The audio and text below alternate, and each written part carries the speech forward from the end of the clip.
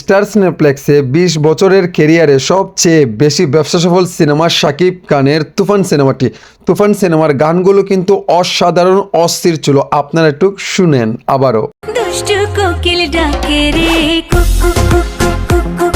দেখলেন তো, শাকিব খানের এই দুষ্টু কোকিল গানটিও কিন্তু বিশ্ব জুড়ে কাঁপিয়েছে। এমনকি শাকিব খানের এই যে সিনেমাটি স্টার সিনেপ্লেক্সে ২০ বছরের ক্যারিয়ারে সবচাইতে ব্যবসা সফল সিনেমা হচ্ছে তুফান। এর চাইতে আমাদের আর কি চাওয়া আছে? শাকিব খান যে একটি কেলমা দেখিয়েছিল ২০২৪ সালে এই তুফান সিনেমা দিয়ে, আমাদের মনে এখনও পর্যন্ত শুধু দুষ্টু কোকিল গানটি মনে উতাল পাতাল করে। আরও একটি গান আপনাদেরকে শোনাই, সেটা আমার ফেভারিট গান, আপনাদের সাথে শেয়ার করি। আজকে আমার পকেট ফাঁকা। ভাই, স্টার সিনেপ্লেক্সে ২০ বছরের ক্যারিয়ারে সবচাইতে ব্যবসা সফল সিনেমা তুফান তো হবেই।